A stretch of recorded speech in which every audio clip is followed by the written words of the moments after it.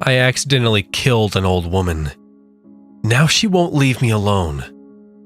I'm the worst human being in the world, and now I'm being punished. I wouldn't expect you to understand why I did what I did. You've never been in my situation. But it's hard to think when you see something like that, to have caused such horrifying destruction. I only had a couple of drinks. It was an office Christmas party, how could I not? It's not my fucking fault. It would have been fine if it wasn't raining, and I didn't make it rain. What am I saying? Of course. It's my fault. Why was she even on the road? It was like 3 a.m. and she's like 90 or some shit. I struggled to stand due to my drunken stupor, looking down in the ditch, wondering how in the hell her frail little body made it through the windshield. None of her limbs in the position they should be. Her head laid next to her body, mouth wide open like she was screaming. I don't want to go to prison. It was an accident. There's no point to call emergency services, right? I'm fine. My car can drive and she's dead. There is no emergency. I didn't pass a single car as I drove home, leaving the mangled Prius and even more mangled corpse in the ditch. That night I fell into the deepest, most peaceful sleep I ever had. The next morning I went about my usual routine, shower. Nothing better for a hangover than a hot shower. Breakfast. I've got to stop getting frosted flakes. They barely frost them anymore. Brush teeth. Why do my gums bleed when I floss? Is that what gingivitis is? Ugh. I'll make an appointment next week. My reflection stares back with judgment. You killed a woman. You killed a woman and left her in a fucking ditch. You're a piece of shit. You're a fucking monster that deserves to die. But I'm not in prison. It's Saturday, so I need to get groceries. I haven't looked at the news, I'm afraid to. Are they looking for a gray F-150? I sure as hell shouldn't drive mine. I guess I'll just have ramen noodles. A mysterious popping sound breaks the silence. What is that fucking noise? I keep seeing shadows move. I can't make out the shapes, just abstract forms. I can't shake the feeling of being watched. I feel its gaze forcing chills down my spine. I see her now. First, it was the silhouette of her headless, mangled body on the other side of the shower curtain. Then, out of the corner of my eye, I can't not see her now. She is everywhere, I see. In the corner of every room, in every reflection, in my every peripheral. I hear her disfigured form, popping as she paces at the foot of my bed as I pretend to sleep. The endless sound of her disconnected and broken bones rubbing against each other. The popping is louder now, constant, like she's circling me at all times. What do you want? I'm sorry, okay? It was an accident. I turn to stare at the crippled form for the first real time. How can you even stand? Her displaced and jagged bones that protrude out of her thin paper-like skin, somehow supporting its own weight. I stare into the eyes that bulge from the severed head held in the figure's arms. Do you want me to kill myself? Is that what you want? I'll gladly do it at this point. I grabbed my pistol, cocked it, and put it to my head. I can't live like this. I can't live with you, you fucking bitch. I'd rather just end it. The trigger simply clicks as I pull it. I opened my eyes. The figure, continuously popping as it leaves its corner in my direction. I pull my magazine. It's full. There's one in the chamber. I try again. The gun clicks as I repeatedly pull the trigger. Why am I not dead? Is this not what you want? I fix my aim on the monstrosity, which is now 3 feet from me. I pull the trigger. The loud gunshots fill my living room. The bullets pass through her, I dropped to my knees before hearing her popping frame standing over me. I bury my head in between my knees. Please just kill me. Let it be over, just fucking kill me. St. Clair County Sheriff's Department. I wake up in a puddle of my own vomit just as the police burst through my door. Before I knew it, the police had me flipped over and cuffed. A female cop screams as she makes her way through the doorway. It was when they got me to my feet that I saw what had filled her with such terror. The body of the old woman lay just across the room, still and broken on the floor. Her head held tightly in her hands. They labeled the wreck a drunken accident and me a sick son of a bitch. I was charged for manslaughter and got a 25-year sentence after they added on some time for moving the body. The thing is, they had no physical evidence I transported the body. No blood in my truck, no blood on my clothes, none of my DNA on the body. How was she really there? How did her body leave the ditch that I left her in? I know I'll never know, but I have a lot of time to think about it in here. You know, I look around and see rapists and murderers, but honestly, I feel safe. Safe from the true evils of the world that I know exist. These bars may keep me in, but they also keep other things. A popping noise echoes out from the corner of the cell.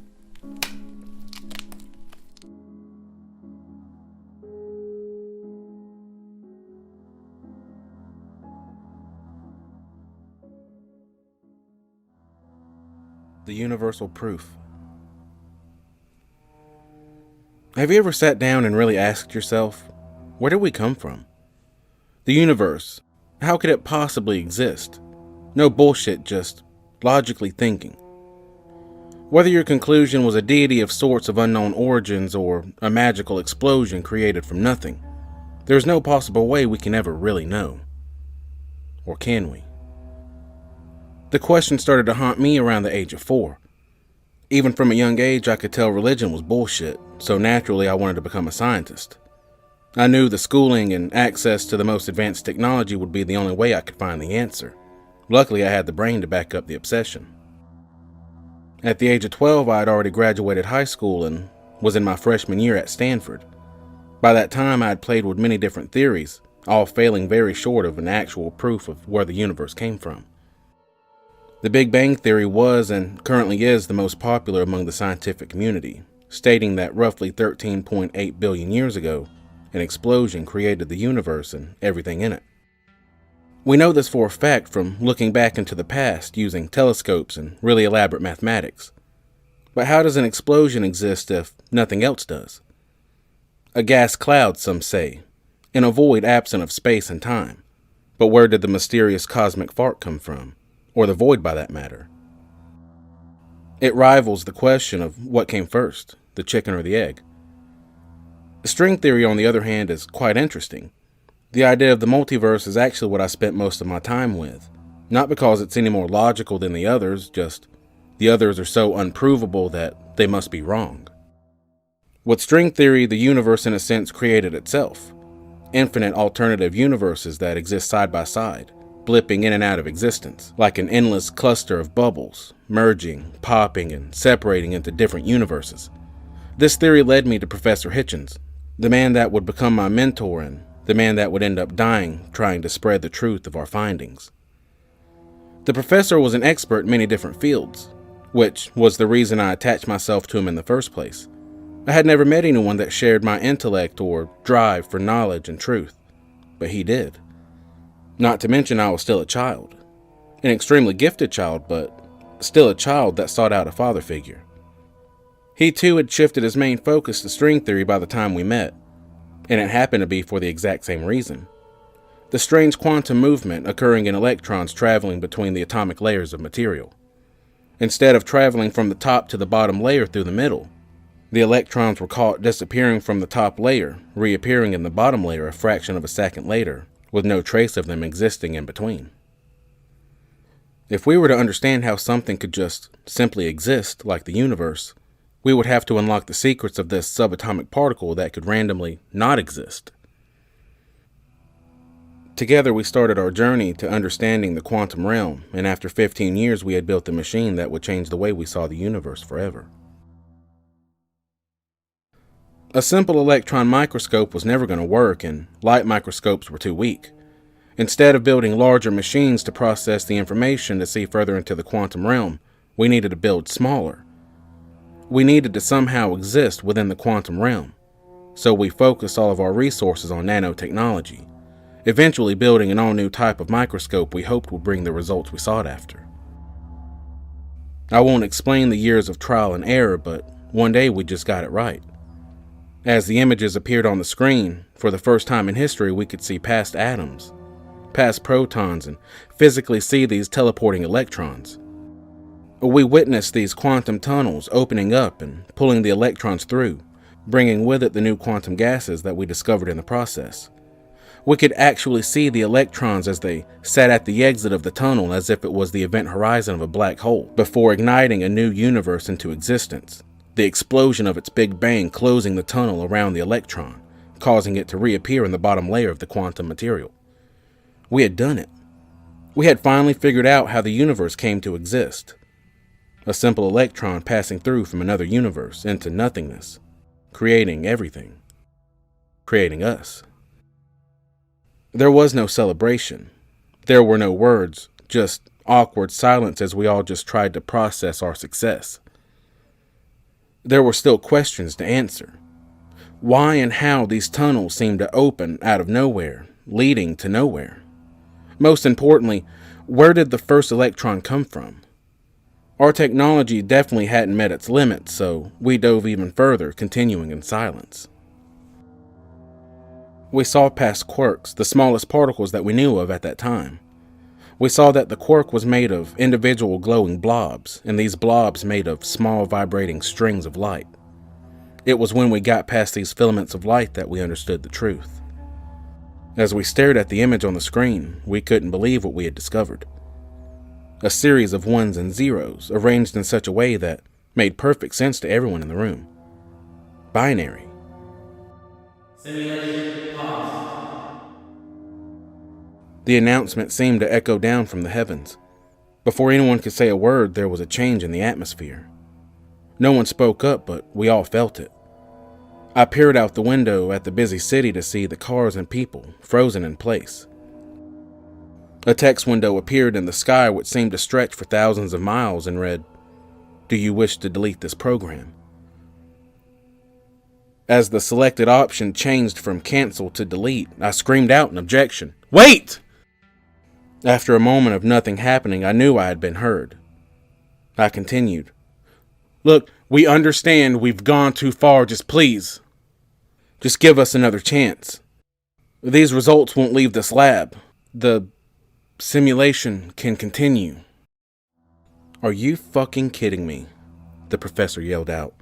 "I didn't slave for 30 years just to throw my results down the drain. The world deserves to know the truth, even if it causes its end. Who wants to live in this lie anyway?" As the last word left his lips, the professor dropped all emotion from his face and started to deatomize before our eyes, disappearing within seconds. My lifelong mentor and friend was gone. The room gasped in fear before someone else yelled out, "Please, we can fix this. The rest of the..." She paused, not knowing what to call the people still frozen in the streets. "Programs will never know. We'll destroy the evidence and forget it ever existed."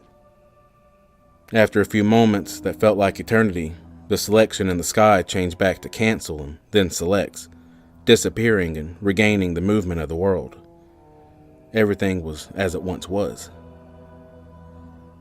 After destroying the lab and with it all proof of the simulation, the team parted ways, vowing to keep the truth a secret. Over the years, members of the team have disappeared, probably giving in and attempting to reach out with the truth, causing themselves to be deleted. I can't say I blame them. Living with it's a curse and it eats at you until you can't stand it anymore. Trust me, that's why I'm posting this story today.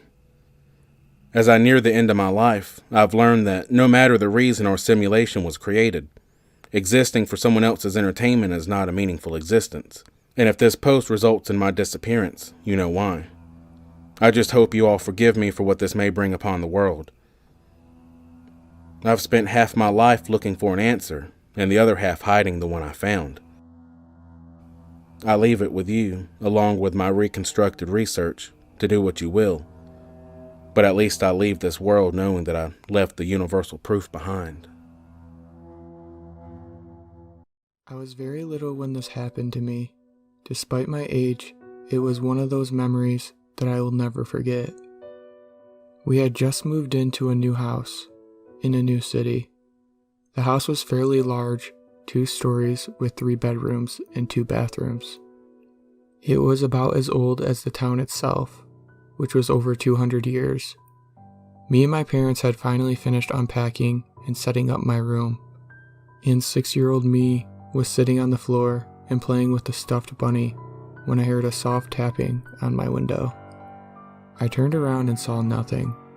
I then got up, clutching the bunny, and waddling over to the window. There, standing on the lawn in front of our new house, was Mr. Happy. He was around 7 feet tall, with such long limbs that his fingers grazed the grass below.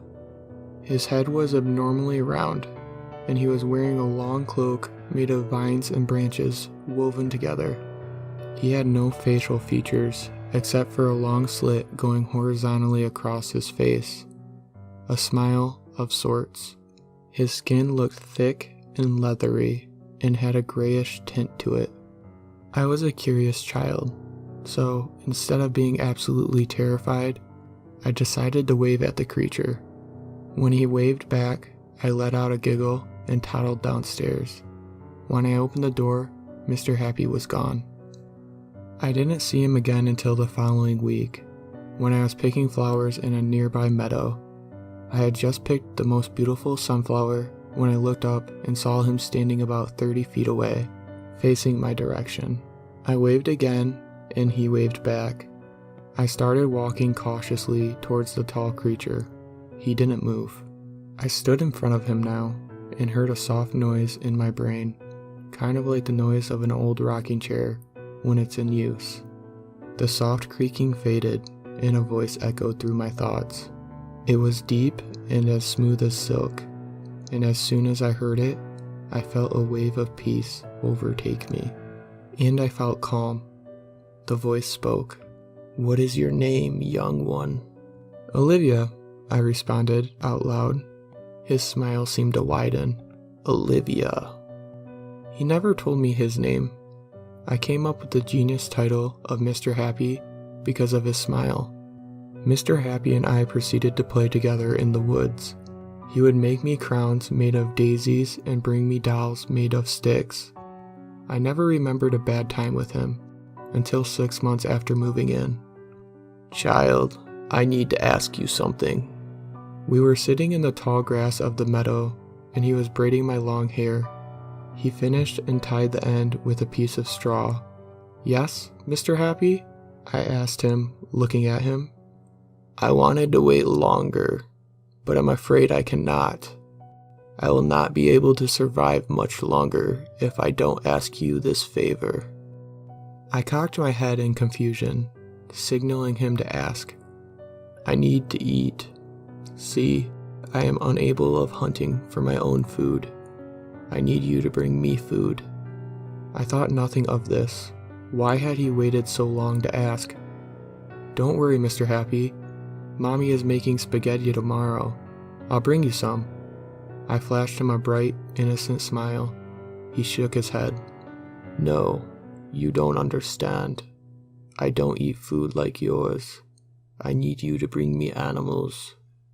Again, the thought didn't faze me. I nodded. The next day, I was in the meadow when I saw a cute little bunny that reminded me of my favorite stuffed animal. I had always attracted animals. I squatted down and urged the bunny to come to me. The little thing obliged and hopped over. I picked it up and called out Mr. Happy's name. I felt a presence behind me, and I turned around. I smiled at Mr. Happy and handed him the bunny rabbit. The small creature suddenly started panicking, and one of its claws scratched my arm. The wound started pouring blood. The amount of damage that small thing did was incredible. Mr. Happy suddenly became enraged, and I felt the atmosphere around me change. He yanked the creature out of my arms and grabbed its head with one hand, and its little tail with the other. With a quick move, he tore the rabbit in half. Entrails spilled out of both parts of the body, and Mr. Happy's face was covered in blood. He became his normal, calm self again in an instant, and for the first time, he opened his mouth. All I could see was pure black in the gaping hole that overtook his features. He dropped both sides of the carcass in the hole and closed it again. The wound was still bleeding, but I paid it no attention. I was too horrified by what my best friend had just done. He reached out for my arm, but before he could inspect the damage, I tore off towards my house. I didn't stop running at full speed until I was in the kitchen and in my mom's arms, bawling. My mother asked me what happened, and I told her everything. About meeting Mr. Happy, about giving him the rabbit, about the brutal killing of the poor thing. Of course, she didn't really believe me, but she was still scared that there was someone stalking me or something like that. She treated the scratch on my arm and talked with my dad about the incident. We moved out the next week. When we were in the car, driving away from the horrible house, I saw him. Mr. Happy was standing in my bedroom window. I couldn't help but wave one last goodbye, no matter how scared I was. But this time, he didn't wave back. Instead, he opened his mouth, reached his long arm in, and pulled out the top half of the rabbit. He grabbed one of its bloody paws and moved it side to side in a waving gesture. That was the last time I saw him.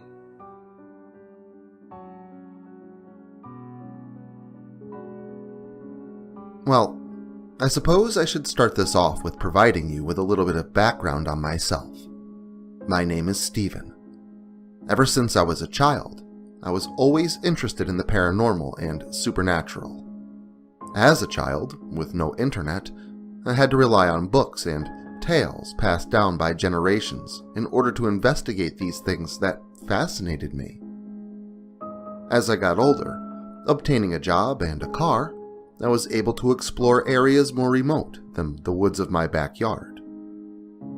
I investigated Bigfoot in the hills of the Appalachians, camping out, playing recordings of supposed calls, and beating on trees with sticks in order to entice a possible reply.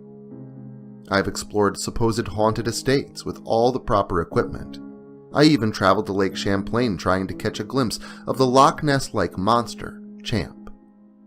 Each attempt was met with failure, as I never did gather anything of any kind of substantial evidence. This all changed when I moved out west for a career as a well-compensated surgeon. Sure, my job keeps me plenty busy, but without a family to care for, I still have more free time than one might expect. So, obviously, I continue my favorite pastime during my free time that I have. It wasn't long before a friend of mine referred me to an older gentleman by the name of Philip Dobson. Taylor was the friend that referenced me to this man. I had told him of my fascination with the unusual, and told him of all my unfruitful experiences during the few weeks that we had been working together. Taylor told me of an old friend of his father's that always told this same story to him and his father's friends quite frequently. He told me to go into it with skepticism, but that I would probably enjoy the story anyway. I agreed to the proposition, and Taylor told me he would make the arrangements. I remember thinking that this seemed like a step backwards, as I was resorting to another passed-down story, but I decided to follow the lead either way, because as I said before, he would make it for an opportune time, and I would have nothing else much to do. Saturday morning arrived with a happy glow. It was absolutely cliché, as the birds were chirping and children could be heard playing in the street outside.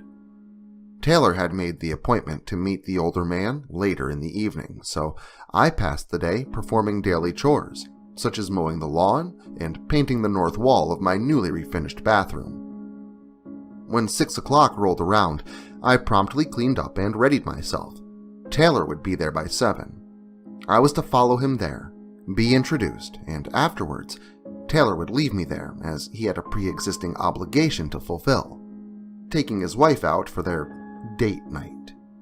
This typically consisted of a cheap meal at the local diner and a black and white movie presented in their living room to be enjoyed from the comfort of their couch. He insisted, though, that she enjoyed the weekly ritual so much that she would be deeply upset if Taylor stood her up. Anyway, Taylor arrived at 5, and we punctually entered our vehicles.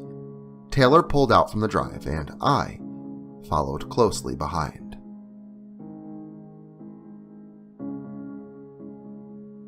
Old Phil's house was on the outskirts of town, up in the rising hills to the east.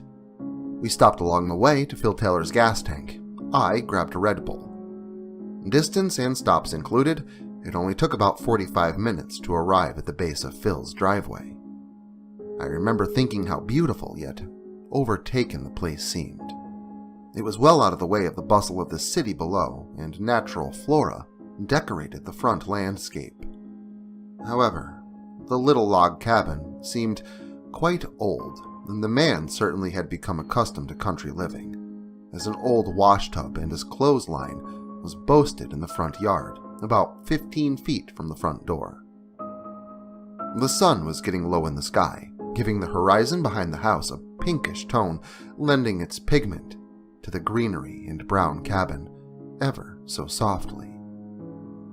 As we pulled in place, placed our cars in the park position, an old man garbed in all denim fabrics proceeded out through his now opening front door. Taylor was the first to open his door and leave the driver's seat. "Hey, Phil," Taylor exclaimed, placing his hand high above his head so as to accompany his verbal greeting with its corresponding gesture. Phil responded with the same, and it was then that I felt at ease enough to leave the confines of my own vehicle. I approached the man, slowly extending my hand as I trotted so as to initiate a warm hello, when I noticed the outstanding features of him. His hair was long and shaggy, mixed with the colors of deep brown and white, like the way a snowbank back east looked after a plow had gone by.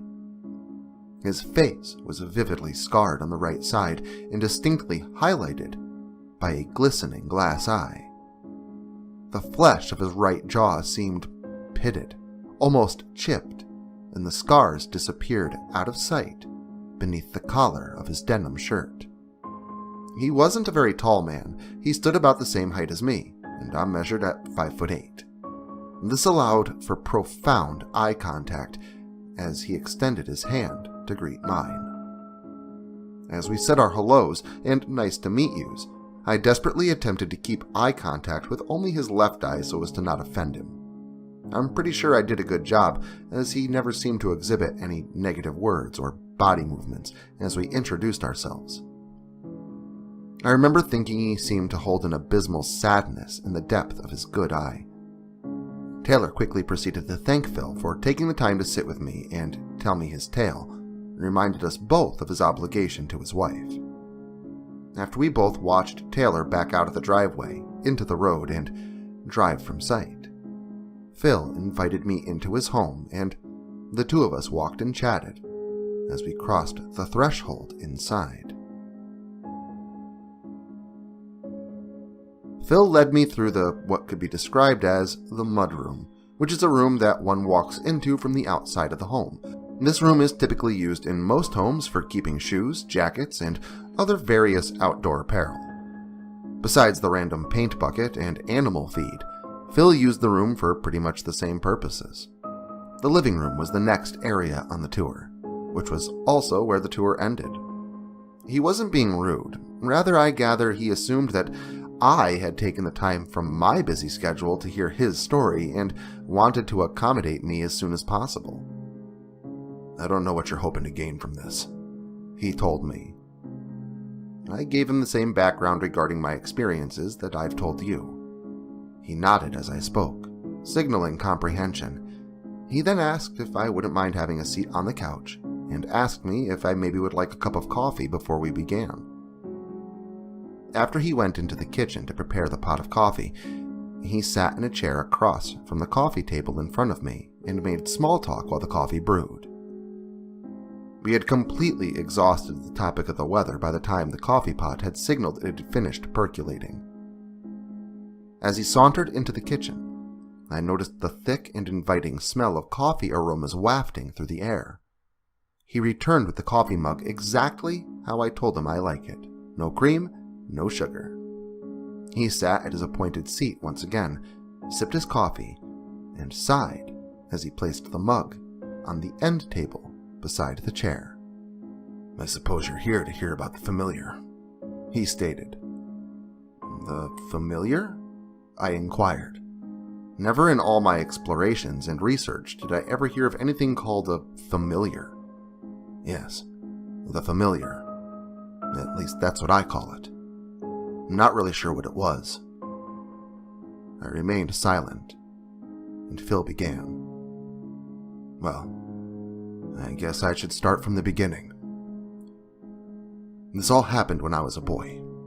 I was 17, and me and a girl by the name of Charlotte, who was my girlfriend at the time, and two of my guy friends, Joey and Todd, went camping in the woods, about 30 miles from here. Back then, the area I'm talking about was close to each of our homes.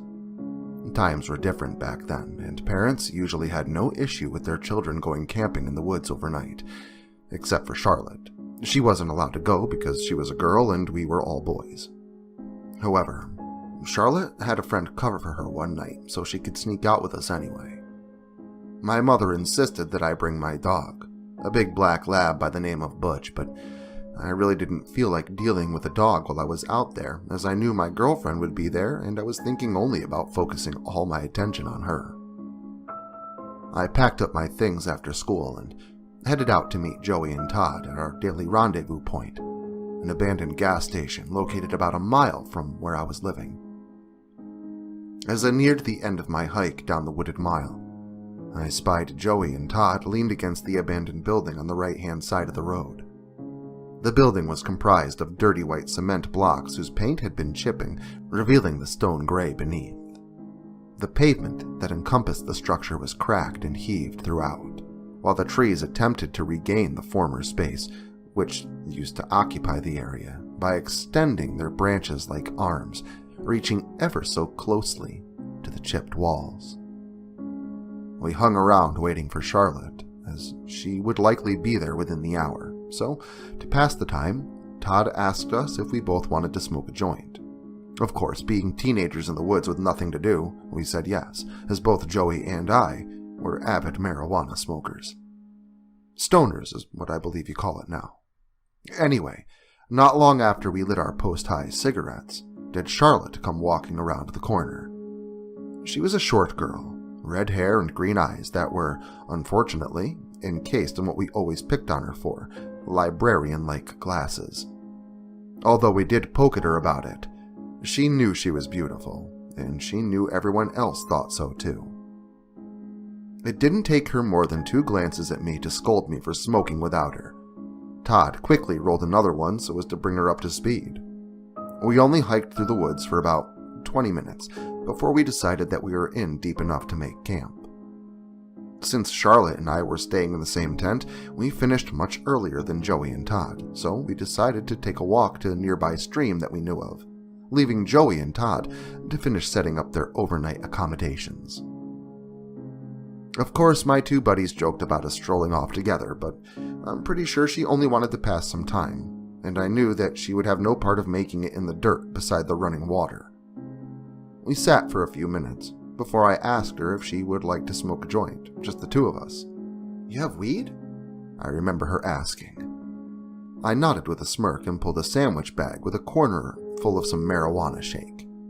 I took a pinch and rolled a moderate-sized joint as I hoped to get her pretty high. This is where things started to get weird. I told her that I had to take a whiz real quick, and that we would spark it when I got back.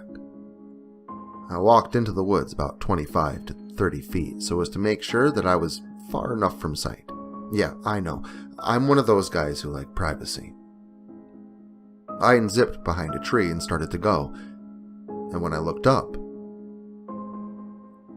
there was a naked woman standing with her back to me, about 30 feet away, leading further into the woods. Keep in mind this is summertime, about 6:30ish at the latest, so the lighting allowed for a really good view. I could see it clearly, so I mean it did look like a girl. It had long black hair growing down to the center of its back. It had a curved body like that of a young woman. I watched her for a moment, waiting for her to turn around. But she did not move. After a few seconds, I yelled out, "Hey, can I help you?" I mean, this was a naked girl in the middle of the freaking woods. I figured she probably needed help. She turned her head ever so slightly, not enough for me to see her face, and then, skittered off, like a bug or something. The thing was, she stayed on 2 feet, and her movements seemed jerky and clearly awkward. I may have been able to follow it, but honestly, I was too terrified to even consider such an action. Its movements alone were nothing short of unhinging, like it was unnatural. I backed away from the scene slowly, and turned once I felt at ease enough to leave my back facing the direction I had just seen that thing. I jogged back to Charlotte and told her of the incident. All she seemed to hear was, "I was watching," and "naked girl." She stormed off in a huff, throwing the joint in the creek. I followed her back to camp, and when I got there I saw that she was nowhere in sight. I asked Joey and Todd where she had gone, and they replied with, "She went in the tent, and she looked pretty mad." They asked me what I had done, throwing all kinds of obvious jokes into the mix. I told them of my little experience, and it only made their adolescent joking increase, with all kinds of naked woman jokes being tossed in. I'm pretty sure this made Charlotte even more upset, as I'm positive that she could hear us. I was so mad that no one would believe me. I tried talking to Charlotte again, but only succeeded in removing her anger and replacing it with the same immature humor exhibited by Joey and Todd. At this point I gave up, but I still felt really uneasy. It wasn't until later that night, while we were huddled by a raging fire and surrounded by an inky blackness, that the thing decided to come back. It started when we all heard a shrill voice, or scream, in the distance of the woods, towards the creek. I'll try to describe it. It sounded like a howl, but really high-pitched and scratchy, like a growl. That's pretty much as close as I can define it. After I noticed that everyone had fallen completely silent and still, the only thing I remember thinking was, finally, at least now they'll believe me. Looking back now, though, I really wish I was more concerned and forced us all to leave earlier when I had my first encounter. I really, really do. All of us guys wanted to go look after a while, but no one felt comfortable leaving Charlotte alone, who was genuinely scared now, unwilling to go investigate. So, we all decided that I would stay behind and Joey and Todd would go look instead. They were only gone 2, maybe 3 minutes, which seemed like forever due to the utter silence. And that's another thing.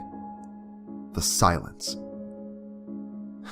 I ain't heard any kind of silence like that in my life, except for that night. Anyway, we listened. Quiet. Then a blood-curdling scream from what had to be Todd. I then finally understood what that term meant. Blood-curdling. Charlotte and I looked up at each other in horror, remaining absolutely silent when we heard a distinct tearing and popping sound. happening at the same time, followed by another gripping scream of terror from what I assumed to be Joey. We heard a snap, and then silence. We were young, really scared, and panicking. We really couldn't think of what to do for a while. We were deciding on, should we go look? Should we leave them behind, hiking back the mile-plus terrain in the pitch dark to the nearest help? Should we hide and remain silent in our tent? We finally chose to walk back through the woods, down the road to my house, and tell the first adult we could find. We left the camp and began to walk. We hadn't made it to the gas station when we saw it. Again. A naked girl. About 30 feet away. Facing away from us. This time it was really dark and difficult to make out, but the moonbeams shone through the canopy, sparsely landing on the forest floor, illuminating only enough for a vague outline of the monstrosity before us. Charlotte turned to ask me, "Is this what you saw?" with a whisper so as to not attract the attention of the creature. It didn't work. The thing abruptly scuttled towards us, in the same fashion that it had fled from me before, only this time it moved backwards, remaining to face away from us. I don't know why, or even how I did it, but I slowly reached out my hand to touch it. When I did, it turned to look at me, changing body form in an instant. I mean, one moment, its back is toward me, presenting a naked woman with black hair, and the next, its fuzz on its body seems to stand up and turn black, tinting its appearance, but sparse enough to still allow sight to the skin beneath. Its arms had grown long, sporting distinct extensive spines or tendrils protruding from the backs of its elbows. Knuckles almost to the ground. I mean, this happened in the blink of a second. But the worst was its face. When it turned, its head was that of a big black dog or coyote. Yeah, almost like that, a coyote. Except it had two yellow, lemur-like eyes that seemed at least twice as big as they should have been, given the parameters of the skull. It had a coarse, jet black fur covering the entirety of its deformed skull. Its upper jaw seemed locked into a snarl position, bearing long, brownish-white teeth, while its lower jaw hung slightly slack, hanging open, still, and eerie. I and Charlotte were obviously taken by surprise and subsequently paralyzed by fear. In another blink of a moment, it touched me, and I collapsed. As I fell, I remember Charlotte releasing a loud shriek that was cut very short. I'm pretty sure the thing touched her too. Have you ever encountered sleep paralysis? I've been introduced to this topic since this happened to me, and it sounds very similar. I won't go off on a tangent, but it's when you can't move or even control your breathing, but you're aware, awake, and can very much feel everything. That's what it was like. I laid on the ground amongst the leaves and twigs, my head cocked to the left so as to be looking directly at Charlotte. She had her head cocked to the right and was staring right at me. I don't know if we had landed that way or if the creature did it intentionally, but it doesn't matter. What happens next is a little difficult for me to get through. Phil takes a break, and I remain silent. It bent down, sniffing at me, its arms laying lazily upon the ground. Its large, bright yellow eyes seemed more malevolent, almost insane. Like the thing had a giant set of googly eyes, holding a sinister yet energetic revelry in the slaughter that was imminent to ensue. It stood up abruptly, turning its head with the same jerky skitter movement, lifted its long right arm and began to furiously bite and gnaw on itself. It left a mass of mutilated flesh dangling from the right-hand side of its body, only made more terrifying by the fact that it had done it in the matter of an instant, and it should have taken at least a few seconds. It leaned over close once more. Thick, dark blood dripping from its dangling maw. Its breath smelled rancid, like that of what I imagined to be a month-old corpse. I couldn't even hold my breath, as all my movements were halted by this mysterious effect. Slime oozed from its mouth as it slowly moved from me and inched towards Charlotte, sniffing the ground all the way. It stopped right over top of her. I was about 3 feet away, but I could not move. As it leaned over her, jaw slack and dangling, it vividly lent a side profile of whatever this thing was. I could only see one large yellow eye now, as it twitched and moved about, like that of a fisheye, finally resting to meet my paralyzed gaze. I only broke gaze with the thing when I saw a single tear trickle from Charlotte's eye. I wanted to scream, but I couldn't. I couldn't do anything. I guess it had its fun, because in the next moment it began the furious feeding and biting that had begun on itself, on Charlotte's right arm. Sounds of ripping flesh, bones popping, and chewing could be heard. But nothing else. No crickets. No beetles. No screams. No cries. Just the putrid sounds of flesh and bone being ripped apart and eaten. I know she could feel everything, because I could distinctly feel everything too.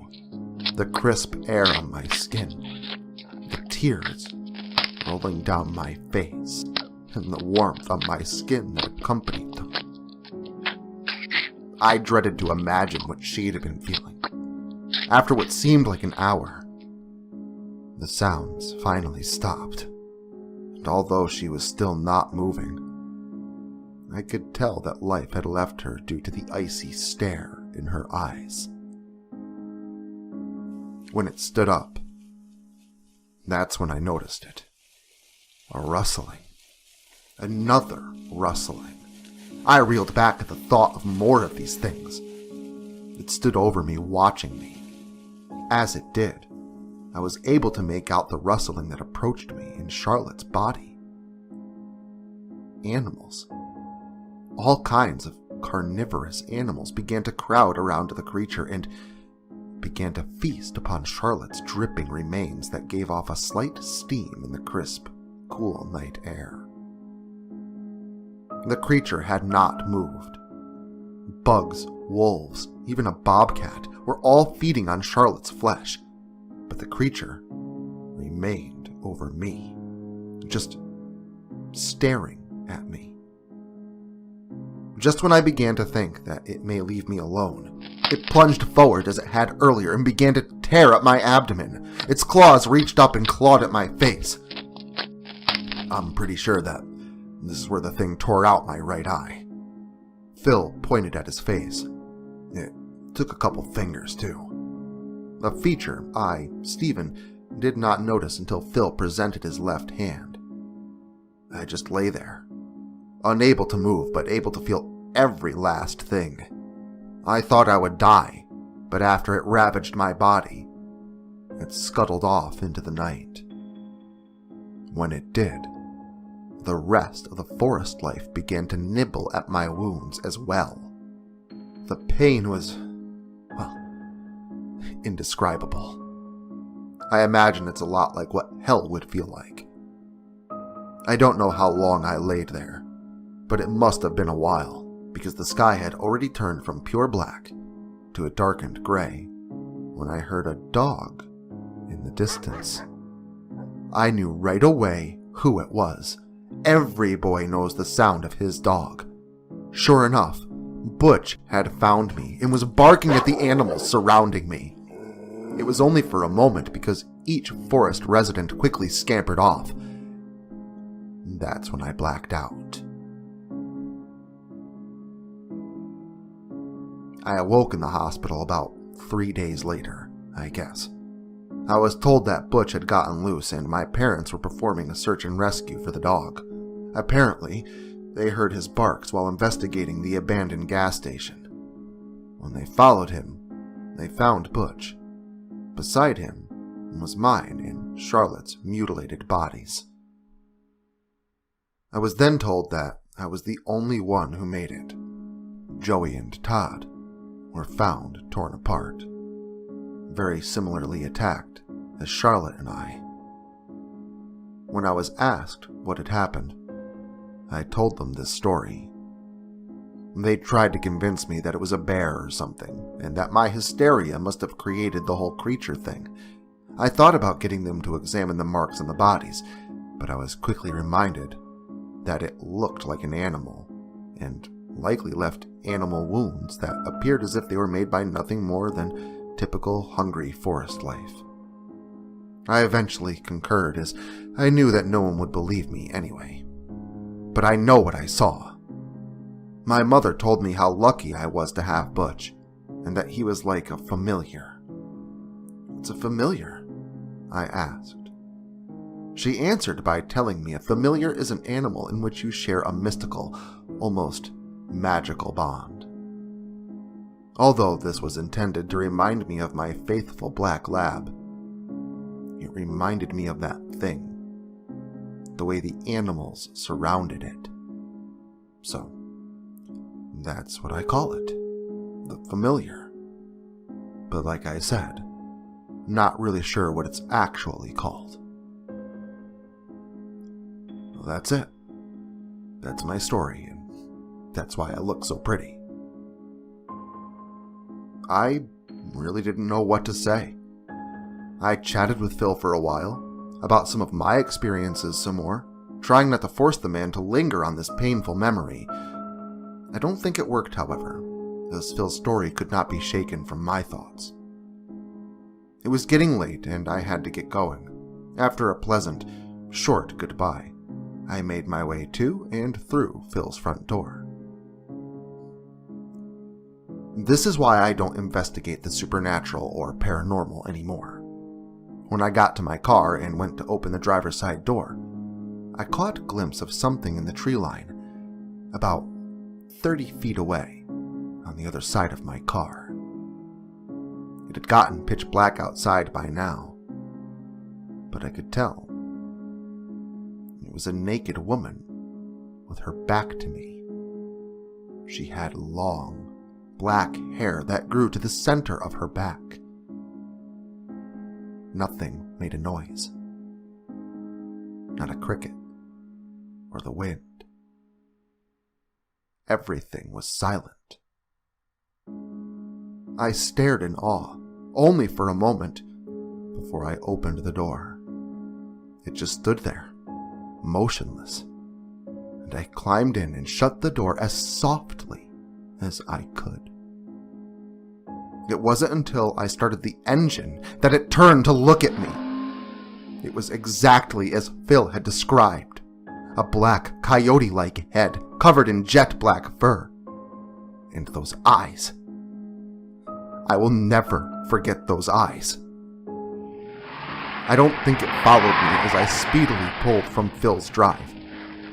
I hurried away, vowing never to dig into the unknown again. I exited the back bathroom and saw him. The stranger sat at the previously empty bar, his head lowered, hiding his face. He wore a military jacket and hood. He had wool gloves and was soaked from the sleet outside. "Can I help you?" I was wary of this man. We're a dive bar, but typically that only attracts young rich kids looking to drink in a smelly, dank basement. We don't get legitimately scary customers in here much anymore. I thought I'd locked the door, but just assumed I forgot. I made my way behind the bar, trying to get a better view of the man's bearded face. "Whiskey," he muttered out, almost like he hadn't heard me offer help. When a customer does ask for a vague drink like whiskey or gin, I tend to upcharge the brand, but this poor bastard was clearly wanting the cheaper option. I poured a shot of brown firewater, and the man drank swiftly.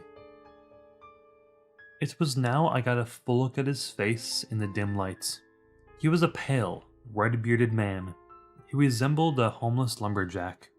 He was large and looked as though he worked with his hands his entire adult life. He's the kind of character that will get either blitzed and leave without a word, or get blitzed and shoot up the place. His eyes met mine. They were bloodshot and had deep, black circles underneath. He stood and dropped a 20 on the bar. "Keep the change," he muttered with his back turned. I noticed how truly massive this individual was. He stood easily over 6 feet tall and was broad. Not fat, but just a wall of a man. He wandered out the door into the blasting sleet, and the door closes behind him. I ran, swiftly locking the door. I still don't know exactly why I felt such unease with the individual at the time, but I soon learned my feelings were well placed. It was a Tuesday, so the bar closed around 2. I was back at my apartment by 3 and planning to sleep in when my phone rang. It was the owner. He told me to expect a visit from the police and that they had questions. Shit. The last thing I enjoy are city cops. It is a constant as a bartender that the police are nearby and hassling patrons, but when they need to see me, it is always bad news. They arrived around 6 a.m., no sun yet, and the sleet was still hammering the city. I buzzed them up and invited them inside. "Sir, did you have contact with this man?" they asked, showing a picture of the bearded man from earlier in the evening. "Yeah? Why?" "We found his body in an alleyway outside of your bar. With the sleet, we can't exactly pin a time of death, but we imagine it was around midnight." It was here I stopped listening. I stopped paying attention because it was now I knew that I had locked the main door before he entered the bar. I did not, however, lock the storage room in between the bar and alley. It was now that I knew the man had been dead long before I locked the door behind him. The cop was still talking while I felt the $20 bill in my pocket. "Sir." My head snapped to attention and met the officer's gaze. "Sorry. We're investigating the strong possibility that this is a homicide. Can you tell us of anything unusual that happened during this man's visit?" "No," I answered honestly. Clearly I couldn't tell him that I served whiskey to an angry ghost. Clearly they wouldn't believe I knew why he was killed. Obviously, they wouldn't be understanding to the fact that those rich kids like to beat homeless people to death and that I've been looking the other way for years. Just sad that this poor bastard actually had a dime to his name when he left.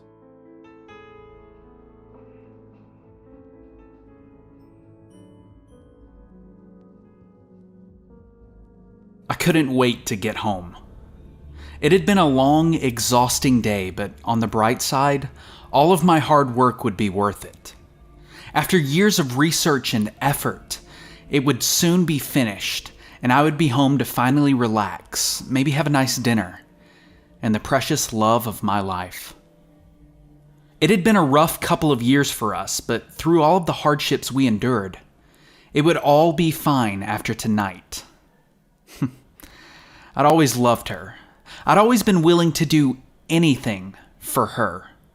She was very precious to me, after all.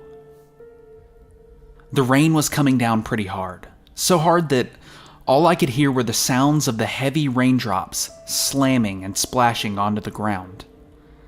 It always sucks walking in the rain, but she was right there too, and that made it worth it. Granted, she's a pretty fast walker. I'd swear if I stopped for a second, she'd walk off and leave me behind. She was always quick and to the point. No time for distractions or second thoughts, just point A to point B. It had only been a couple of years since I first laid eyes on her, but she'd been a very important part of my life since day one. At this point, I knew everything there was to know about her. Hell, I would even go so far as to say that I know better than anyone. Maybe even herself. I was so happy to get out of the rain, I swear. I felt like I was soaked down to the bone. Quickly, she unlocked the door and hurried in, escaping the storm, and I quickly followed behind, but before I put my hand on the doorknob, it occurred to me that I'd forgotten something. Shit. I'd always hated it when I was forgetful, especially when it came to my son's birthday. These were a rough couple of years of late nights and hard work, but that was no excuse. I made my way back to the office and searched my desk. Aha! There it was. My son's birthday gift. Now I had to make my way back to the house. I should probably invest in a new car. Finally, I made it back to the house, unlocked the door, and stepped inside. The house was dark and quiet. She must have already gone to bed. I always hated having to sneak around and not wake up the whole house. I swear, sounds are magnified tenfold when you're trying to be quiet. I hung my coat on the rack and slowly made my way upstairs. Each creak on the steps made my heart race. I knew if I woke her up, she'd probably kick my ass, and it had been far too long of a night to have to deal with that. Finally, making my way to the top step, I walked slowly and quietly. First was the kids' room. I peeked inside to check on them. Still fast asleep. Good.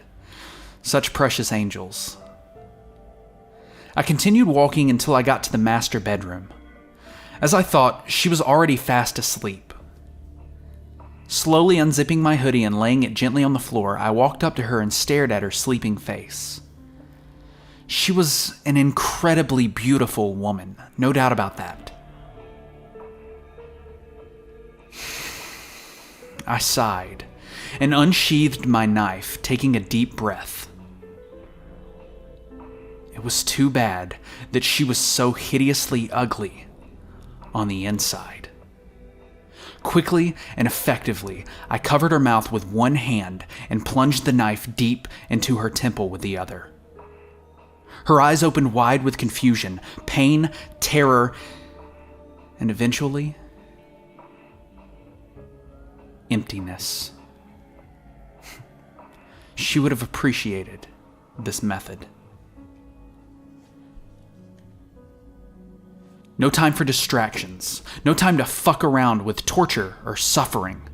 No showing her a photo of my son.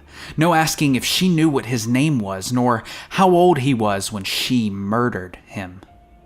No asking what was so important that she was speeding so fast that day, running that red light and slamming right into me as I carried my son in my arms, injuring me badly but killing my boy on impact. No asking why she fled the scene, leaving me to die as well.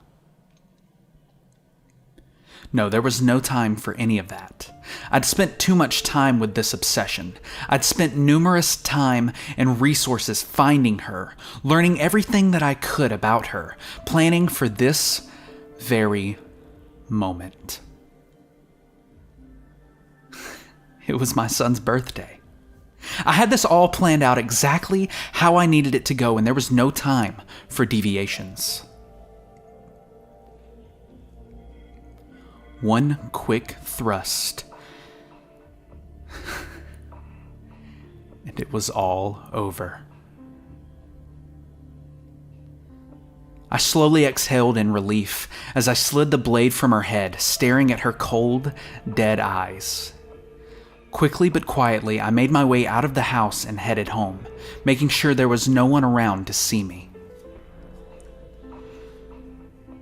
It had been a long night. Hell, it had been a long couple of years since Carter died.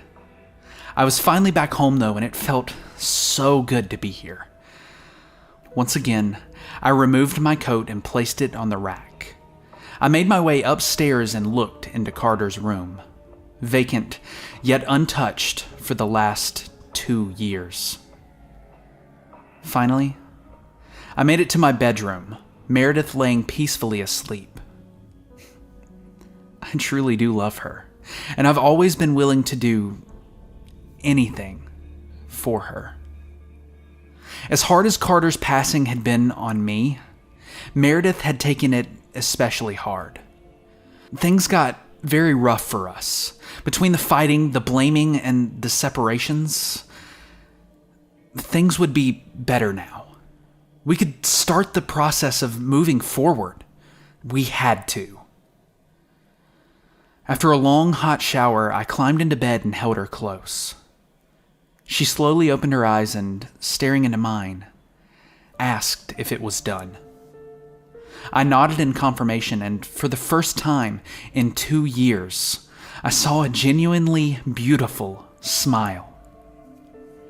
There were only a few more hours until sunrise, so I got the little bit of sleep in that I could before waking up to head to the cemetery. It was Carter's birthday, after all, and we had to take his gift to him. At his grave, I gently laid down the small toy dinosaur I had gotten from my office near his headstone. He'd always loved dinosaurs. They were precious to him as he was precious to me. A tear fell from my eye, and I stood, telling him once more that I loved him. Hand in hand, Meredith and I made our way back home to move forward. Home, at last.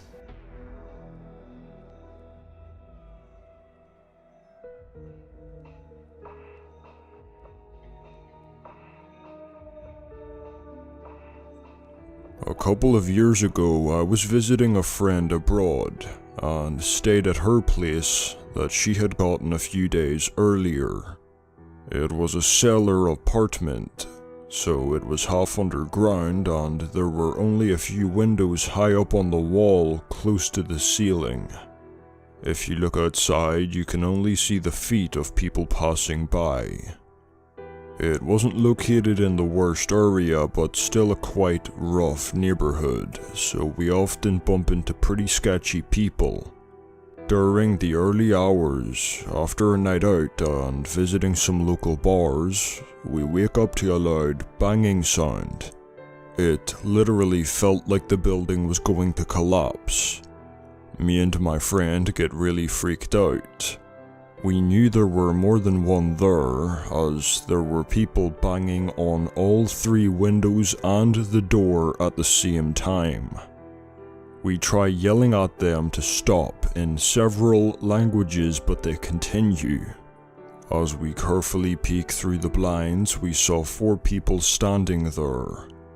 They notice us, and one of them gets down and presses his face against the window, looking absolutely furious, shouting in Russian. He had a knife in his hand and was banging the window with his fist so hard I was sure either his hand or the window was going to break. He looked pretty rough, like one of those mafios or gangsters you see in movies. He wore a black leather jacket even though it was pretty warm, and sunglasses although it was not completely dark out. I couldn't see what the other guy looked like, but he was relatively tall, and one of them was carrying a crowbar, making the whole situation even more threatening. As we were trying to make sense of what they were saying, 2 of the men start kicking the windows, which luckily didn't break. However, one of them gets through the main door leading inside the building, and was now trying to force open the door that led to our apartment.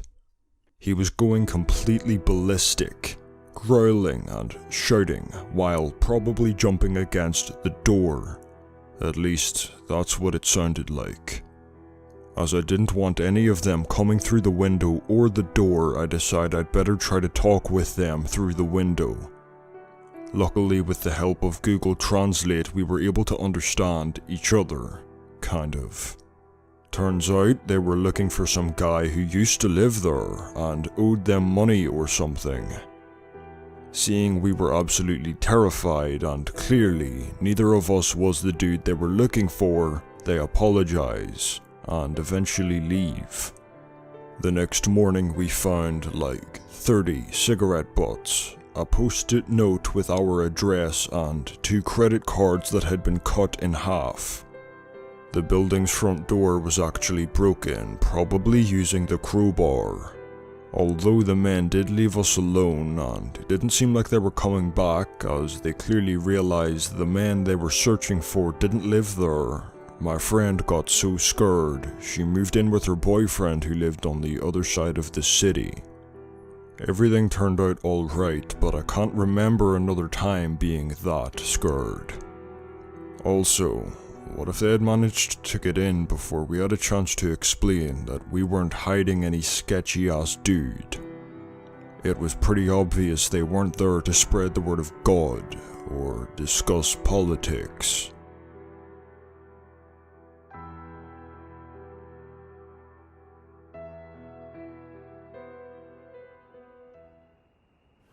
If you are watching television and the signal cuts out to static, turn the TV off immediately.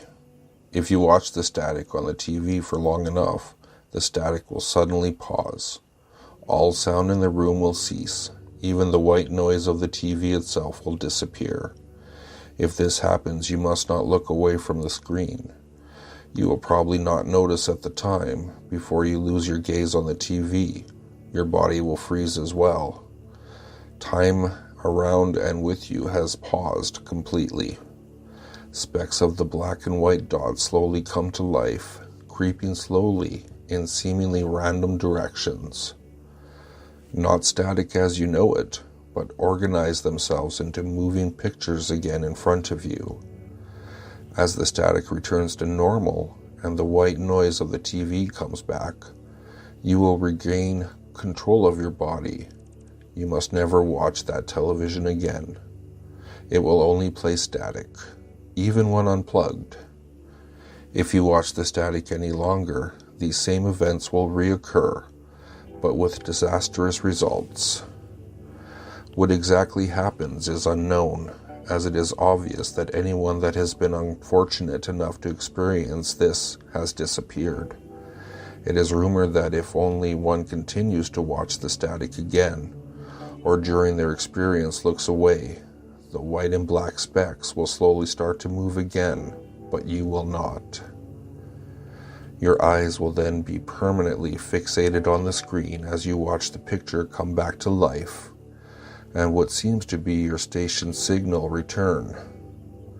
You will learn soon that this is not the case, as all sound is still absent, and the picture on the TV shows a familiar surrounding, the room in which you sit.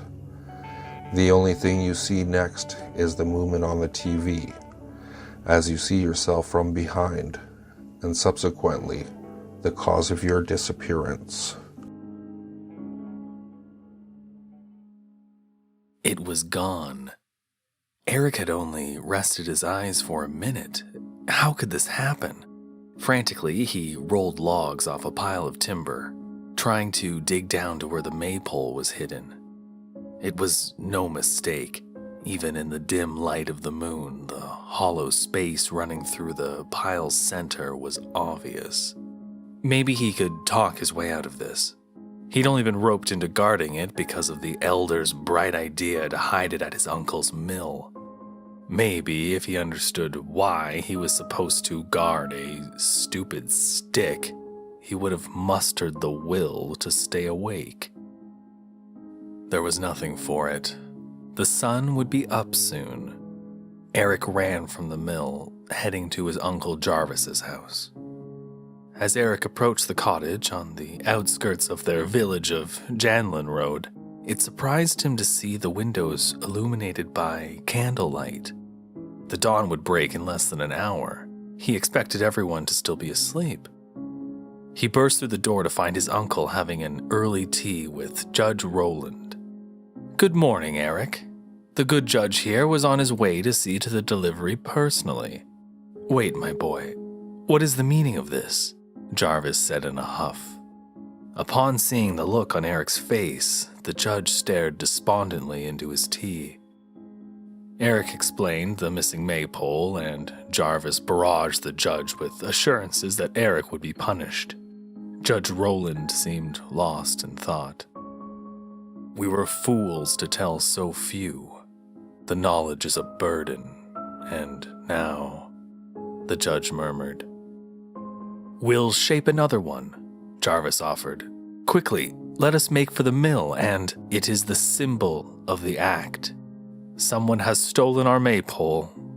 The deed is done. He rose from his chair and looked out a window towards the mountain. I fear I will share this ancient warning many times over the next few days. 6 villages sit, incurring this writ. The winter creates such a hunger. If bracken you stake, each year I will take, whichever amongst you is younger. But all is not lost, if too high a cost, your neighbors can serve as your suture. Avoid my staple, and steal their maypole. Instead, I will feast on their future. Roland made for the door. For generations, the day after Walpurgisnacht, the most recent-born babe vanishes. It rarely happens in the same village 2 years in a row. The pattern has gone unnoticed. What does that mean? Our future? Eric asked in a panic. We do not know. I expect we'll find out soon enough, the judge said solemnly. Eric and Jarvis followed the judge as they made their way back to the village. The beginnings of dawn cast the world in a dim blue light. They passed the first house to see the youngest Weberman boy standing outside his door. He was swaying as if listening to some unheard melody. That boy was a bit touched, and they easily dismissed the strangeness. As they continued, an increasing number of children in their night clothes emerged from their houses and started swaying on their stoops. The angry shouts of parents calling their children back inside rippled through the village. The anger turned to concern. Parents came outside and waved their hands in front of the children's faces. They clapped hands and snapped fingers, trying to get a response.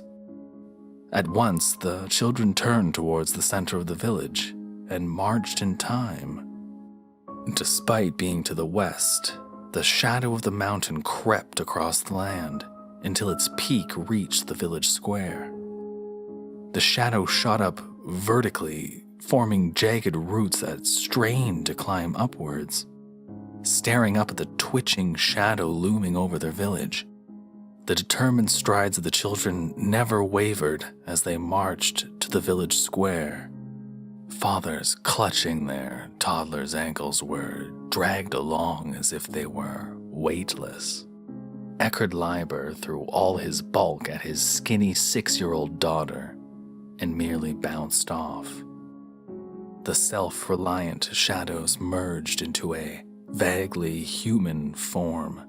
Things resembling bent and broken arms shifted in and out of existence. An absence of shadow near the top stretched into a grin, and the creature spoke. After such a long, frigid winter, you should be celebrating. Its harsh voice ripped through the chill morning air. Here, I'll help you. The earth shook and the ground split. A maypole, wrought seemingly from the depths of hell itself, burst forth. Like dozens of unfurling flags, thin red tendrils shot out of the top. They gently descended towards the outstretched arms of the children. The moment the ribbons made contact, the children whipped their heads around in bewilderment. Now freed from whatever trance bewitched them, they pleaded for help and pulled against the snares.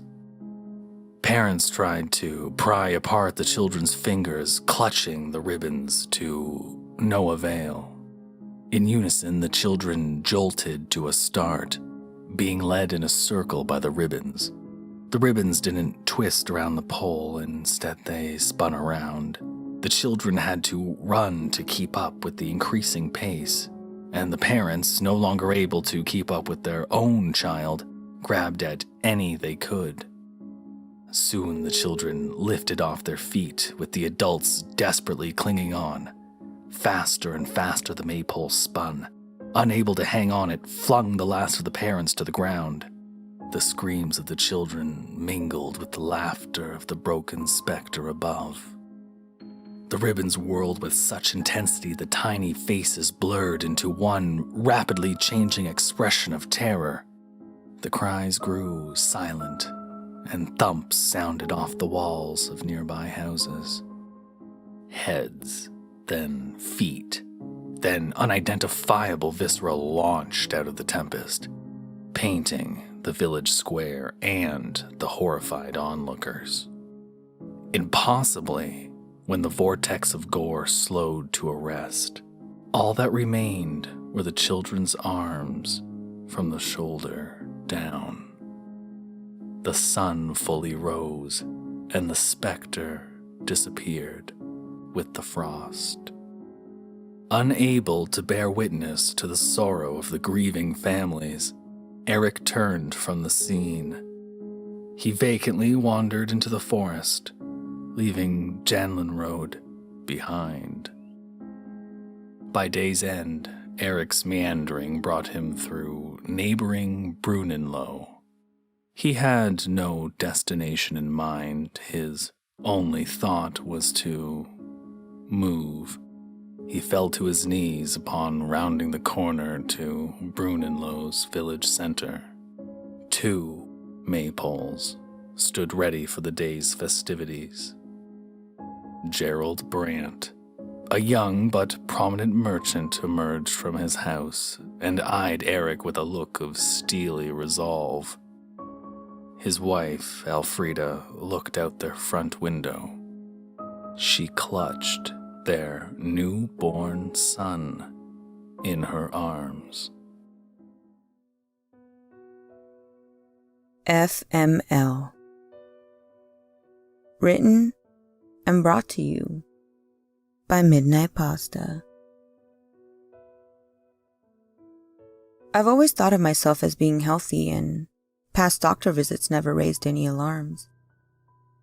Just a normal middle-aged girl with nothing major going on. Or at least I thought.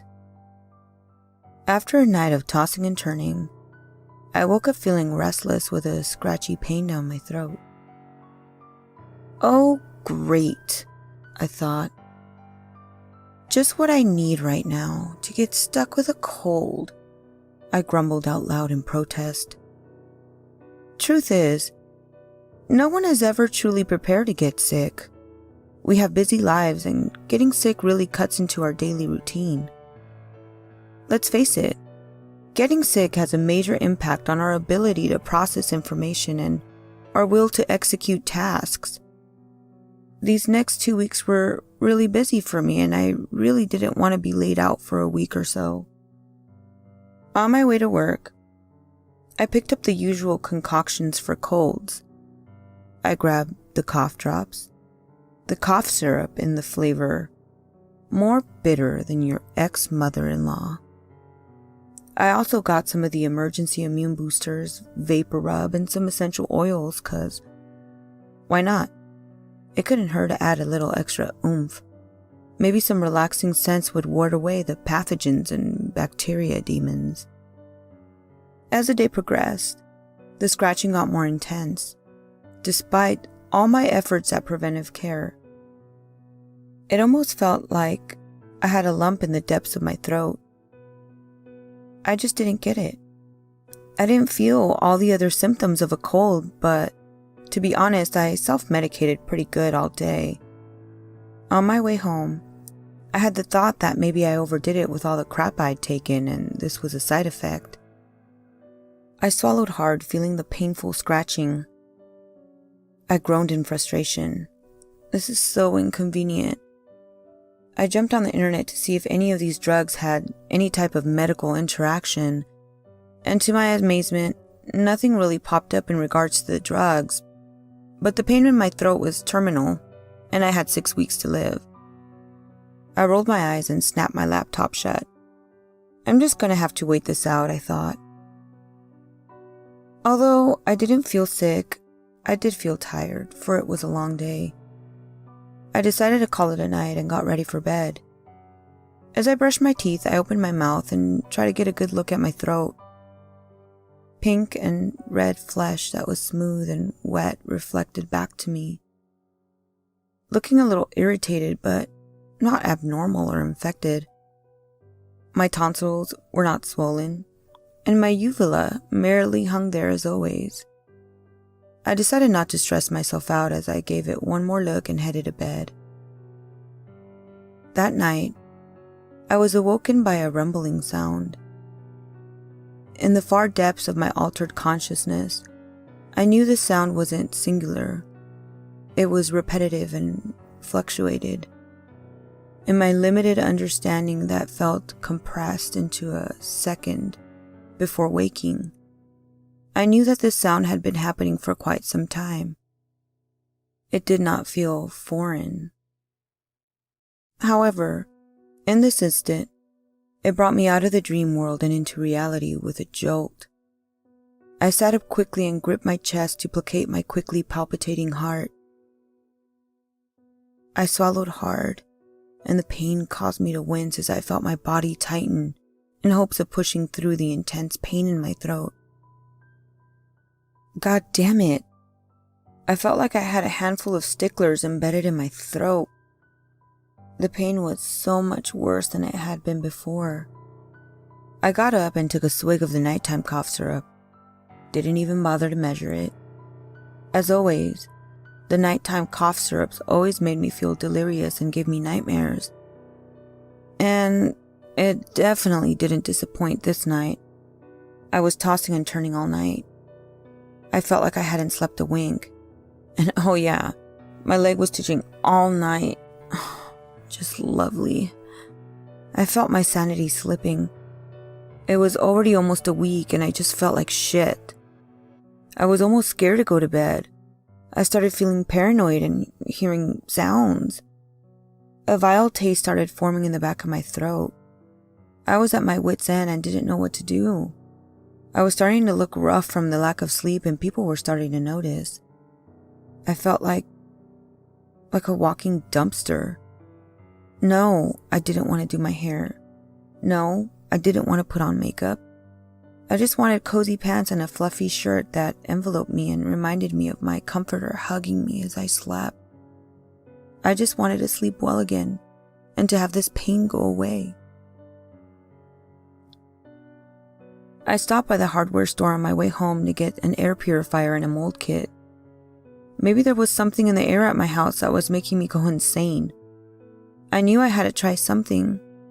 Anything. I was walking by the checkouts when I saw something that, although unconventional, could provide me some peace of mind. I snatched it up, paid, and rushed home with hope burning through my veins.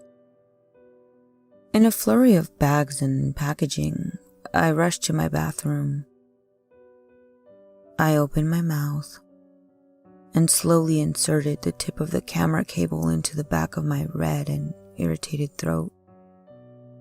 I wanted to know if maybe something was stuck down there in the depths of my throat, and I found a small, cheap drain camera. Calm down. I wasn't planning to shove the whole thing down my throat, just enough to see if there was an obstruction. As the tip of the camera came into contact with flesh, I gagged. I felt the bile bubble in the pit of my stomach. I quickly extracted the camera, painfully swallowed a few times, and waited for the prickling in my eyes to stop. Then tried again. I'm not gonna lie, I had to make several attempts, but I was finally able to control my reflexes enough to insert the damn thing and take a good look at my throat. Even though this thing had a flashlight, it was hard to see. However, There was something there, and I couldn't make out what the hell it was. I put the device down and ransacked my medicine cabinet.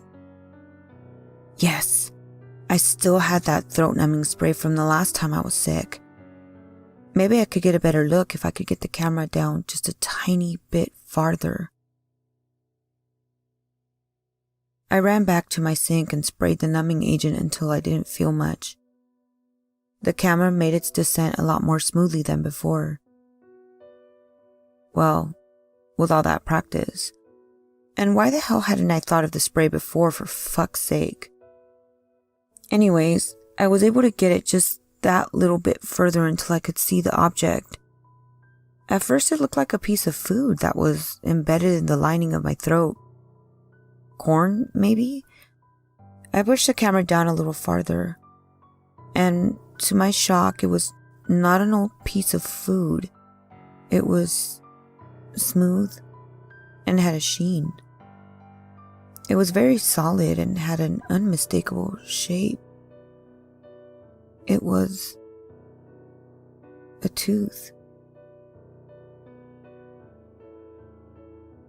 I pulled the cord frantically, choking on the camera as panic consumed me. With a wet plop hitting the sink, I finally felt my airway clear and could take big gulps of air that reached every end of my being.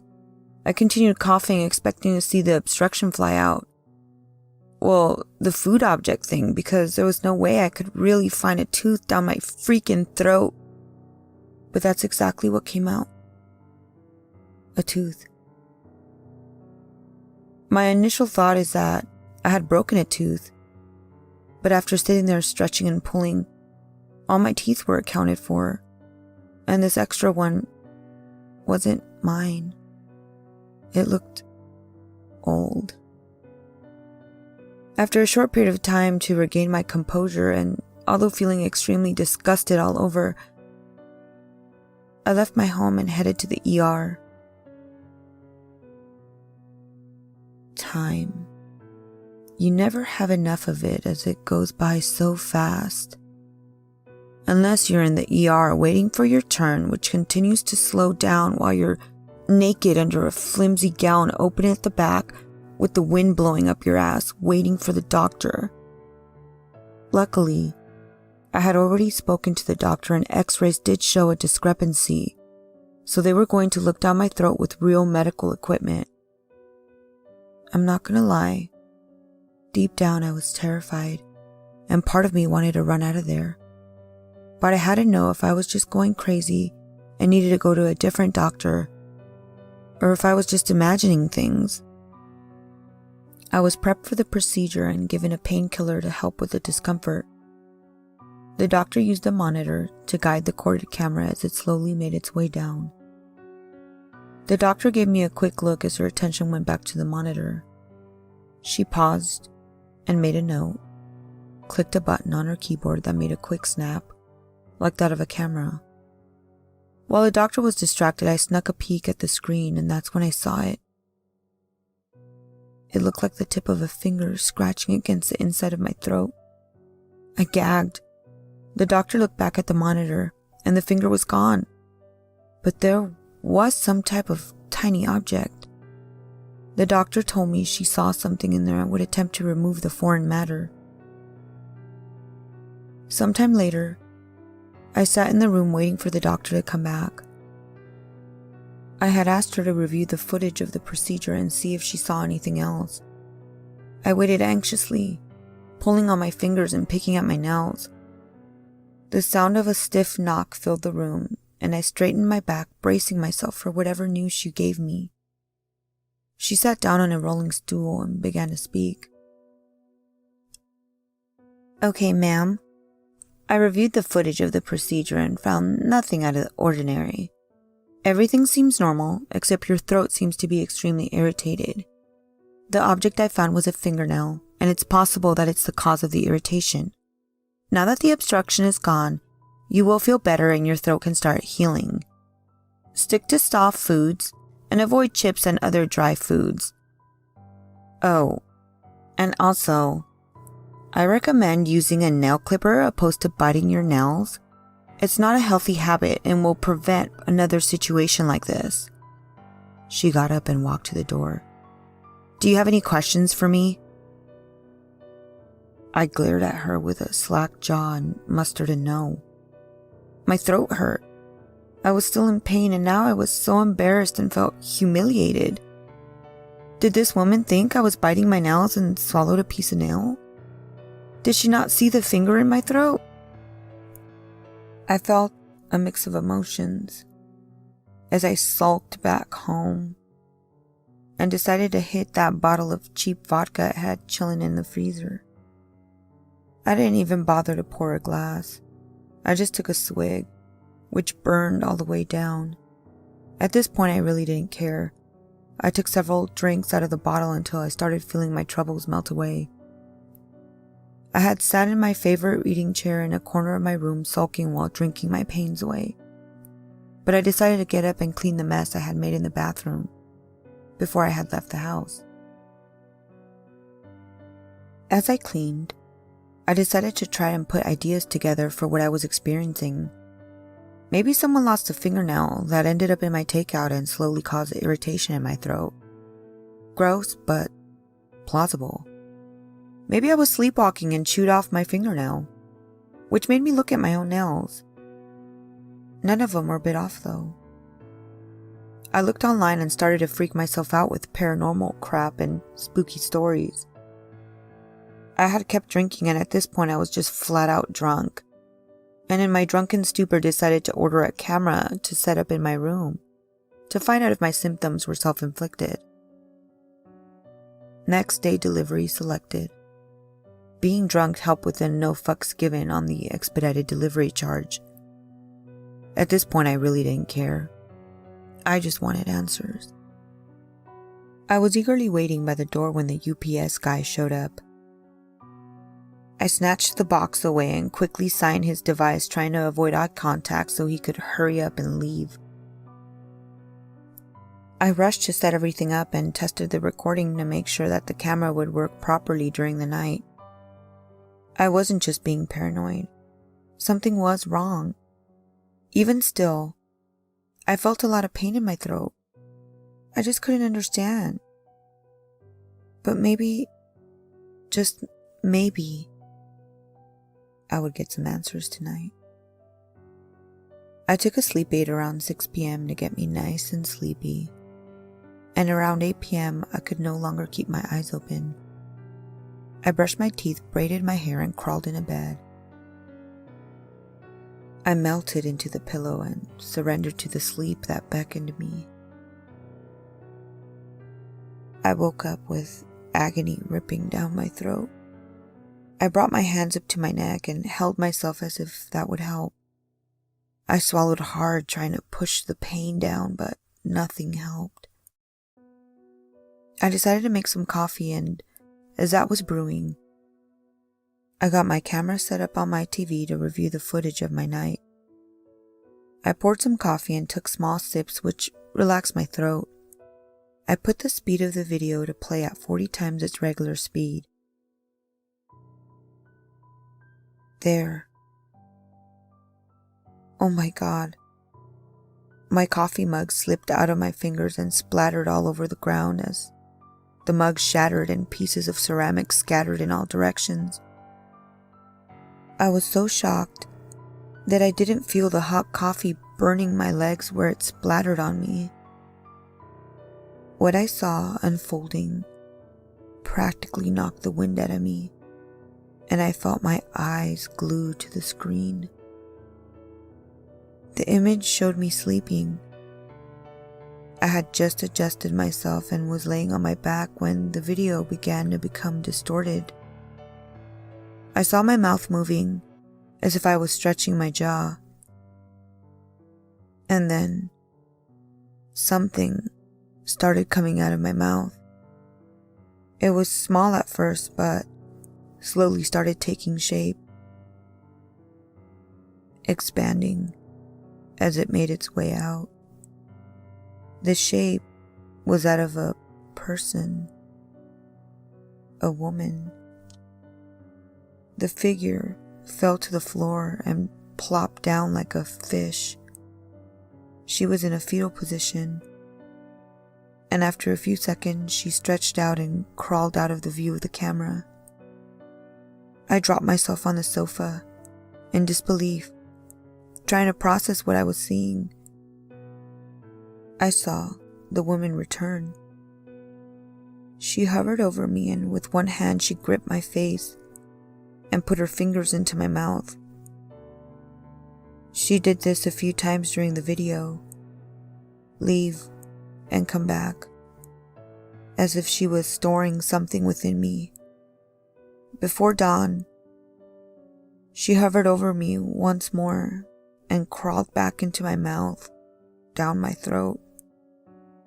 I'm not sure how she minimized herself to fit. My throat did look bloated for a little while, even on the video. But I guess as the thing slipped further down, the bulk in my throat reduced. No wonder I was in so much pain. An entity lives within me.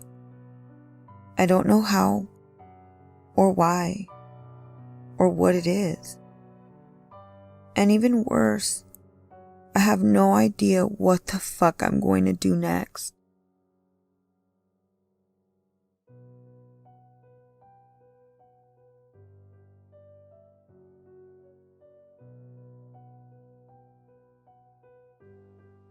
Noises.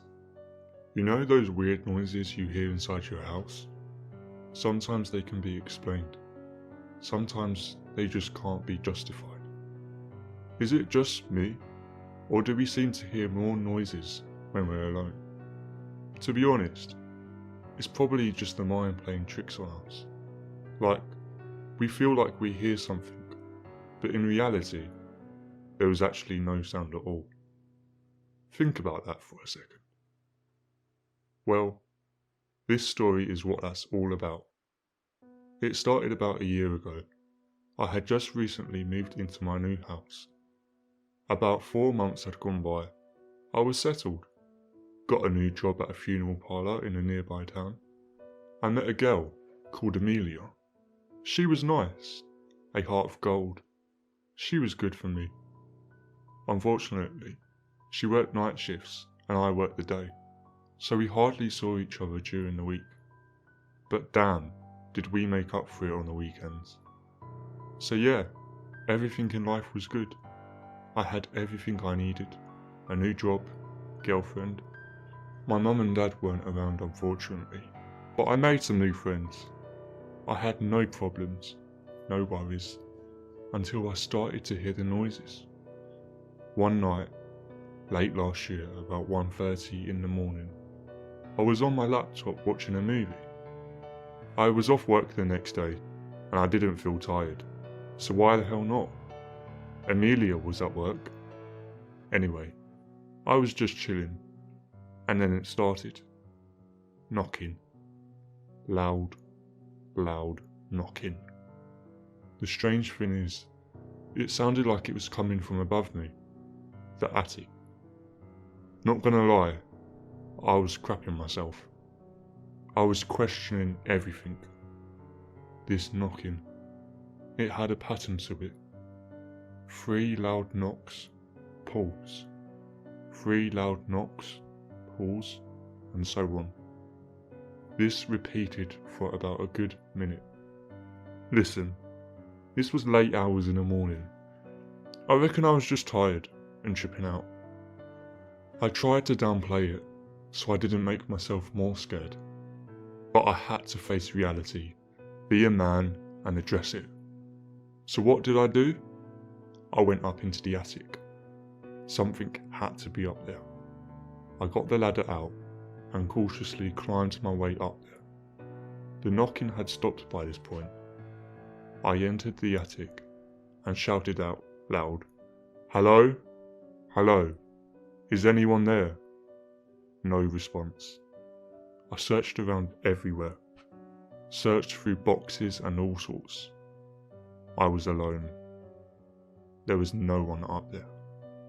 It just couldn't be explained. I don't know. This is what I'm talking about. I know for a fact I heard those noises that night. And yes, 100% I was alone. But that's not the end of the story. It got creepier and creepier. I heard noises every single day. The next day, again I was home alone. Amelia was out at the shops. I was in the living room, eating my lunch, watching TV. All of a sudden, from the kitchen, the sound of someone stirring a spoon in a mug. Of course, I went into the kitchen and it was empty. How do you explain that? This was creepy. Not as terrifying as the knocking, but still, this creeps me out big time. It was at this point I was starting to think I had a damn ghost in my house. Man, how stupid do I sound? It was the only thing I could think of. How else can all this be explained? If you're thinking someone was hiding in the house, playing a joke on me, believe me, there was no one else at home with me. And I told you, I searched that attic high and low. More creepy stuff continued to happen. It was always when I was on my own, when Amelia wasn't around. It progressively got worse and worse. Objects moved around to different locations. The knocking from the attic started up again. And one night is when the worst of it all took place. I was taking a nice shower. It was a hot summer's night, so it felt good to cool down. This took me by surprise. What happened next? Things turned deadly. The shower curtain was ripped off and wrapped around my neck, strangling me. I felt a very powerful force. It was killing me. It wrapped around my neck so tight, I couldn't do anything about it. I was gasping for air. I was trying my best to release it, but to no avail. I had come to the realization I was about to take my last breath. For some strange reason, the shower curtain just dropped to the bottom of the bathtub, as if whatever this thing was, gave up. God knows why. I fell, gasping for air. I now knew I was dealing with something very powerful.